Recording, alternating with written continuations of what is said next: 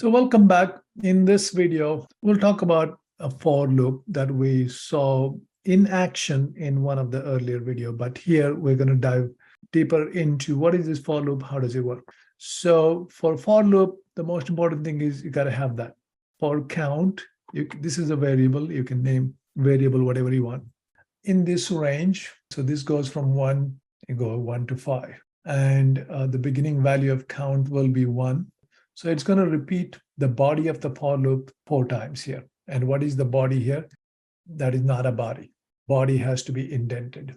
And don't forget that it ends with a semicolon here. This line is not part of the loop, is not a body of the loop. This line is not body of the loop. However, if I do this, if I put the cursor here and hit tab, now that instruction becomes body of the loop. So be very careful what you want the body of the loop, what you don't want the body of the loop.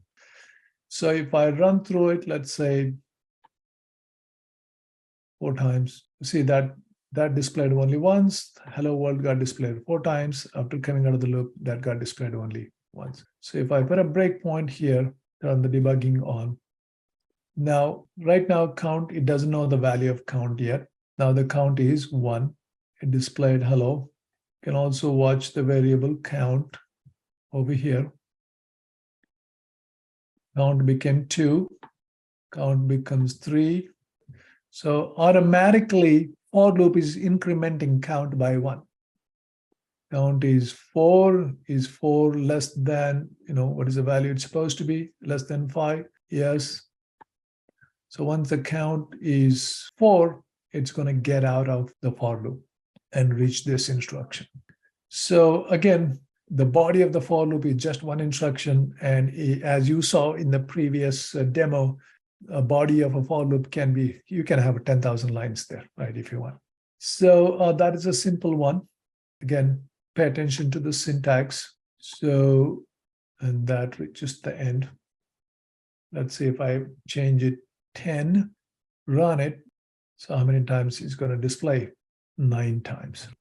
So if I want this 100, if I make it 100, it's going to display this 99 times.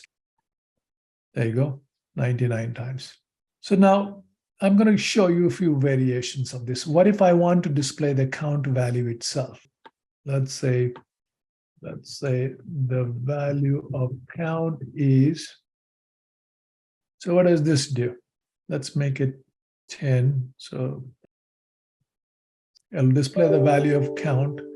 In the beginning, the value of this memory cell, remember, this is a variable. The value of count is 1. Next time it went around the loop, count became 2. Automatically, it got incremented to 2. Next time, incremented to 3, 4, 5, 6. So it went on till 9. After executing this body of for loop, 9th time, it got out of the for loop. So if I want this, for example, if I want it to be going around the loop 100 times, you see here, starting from 1 to 99. So if I want this to be, see the power of the loops here. If I want this to be repeated 999 times, all I have to do is put one more additional 0 there. And then the next thing is you can also want to increment in the step of, let's say, as additional thing I'm putting here. Let me do this one more time. Just that 1 to 10. Okay, 1 to 9, right? So if I do comma 2, if I put comma 2, what will happen? So as you see, the default increment is 1. First time the count is 1, and Python automatically increments the count by 1. Every time you go around the loop, it increments the count by 1. What if I want to increment the count by 2? All you have to do is this. When you do that, you are going to display only the odd numbers here. 1, 3, 5, 7, 9. What if I want only the even numbers?